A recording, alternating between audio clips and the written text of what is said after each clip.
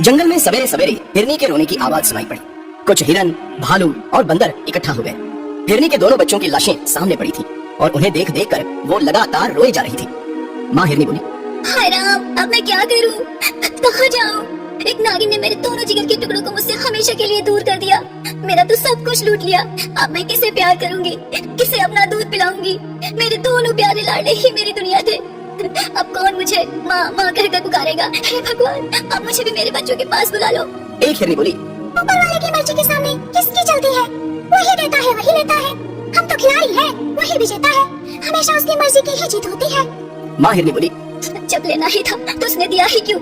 एक झटके में सारी खुशियों को छीन लिया। भालू बोला, दोनों बच्चे एक साथ, ये सब कैसे हुआ? माँ हिरनी बोली, आज सवेरे सवेरे बच्चों ने दूध पिया और पास में झाड़ियों के पास खेलने लगे।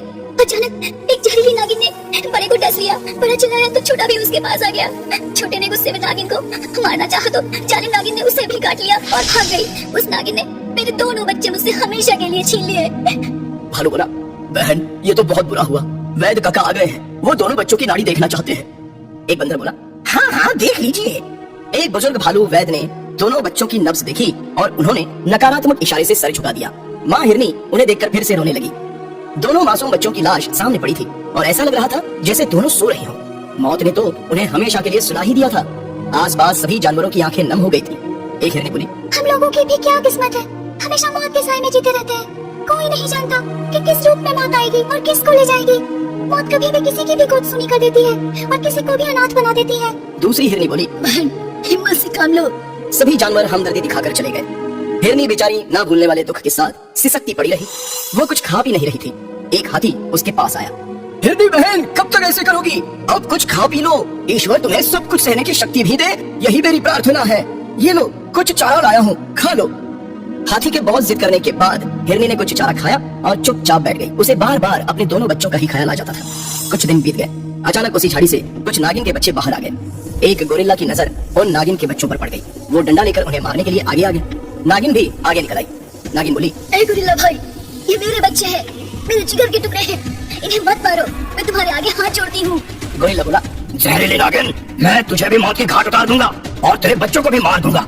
तुम लोग अपने जहर से दूसरे को मारते हो, दूसरों की दुनिया उजाड़ते हो। गोरिल्ला को डंडा लेकर खड़े देखकर माँ हिरनी समझ गई कि अब नागिन और उसके बच्चों की खैर नहीं है। नागिन स्वयं को बचाकर भाग जाएगी, लेकिन उसके बच्चे बच नहीं पाएंगे। बच्चों की मौत का आघात बहुत ही दुखदायी होता है। माँ हिरनी गोरिल्ला के सामने आकर खड़ी हो गई और बोली, गोरिल्ला भाई, इन बच्चों को मत मारो, इन्हें छोड़ दो। एक माँ सब कुछ सह सकती है, लेकिन बच्चों का हल्का सा भी दर्द नहीं सह सकती। गोरिल्ला बोला, अरे बहन, क्या तुम भूल गई कि इस नागिन ने तुम्हारे दोनों बच्चों को डसकर मौत की नींद सुला दिया था? तुम्हें दुख के सागर में गिरा दिया था। तुम उसके ही बच्चों को बचाना चाहती हो? माँ हिरनी बोली, हाँ, मैं इसके बच्चे को बचाना चाहती हूँ। डसना तो नाम नागिन का स्वभाव है।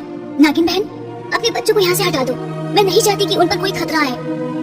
नागिन बोली, मुझे माफ कर दो बहन, मेरे कारण तुम्हारी गोद सूनी हो गई। मैं तुम्हारे सामने प्रस्तुत हूँ, मुझे मारकर अपना बदला पूरा कर लो। माँ हिरनी बोली, भाई गोरिल्ला, अब मेरे और नागिन के बीच में सारा मामला आ गया है। अब मैं इसे इसके किए की सजा दूंगी। नागिन बोली, हाँ बहन, मैं किसी भी सजा को भोगने के लिए तैयार हूँ। मेरा सर तुम्हारे सामने झुक गया है। माँ हिरनी बोली, मैं जो भी कहूँगी उसका तुम्हें पालन करना होगा। नागिन बोली, ठीक है, मैं अपनी जान भी देने के लिए तैयार हूँ। माँ हिरनी बोली, जान तो जाएगी, लेकिन तुम्हारी नहीं मेरी।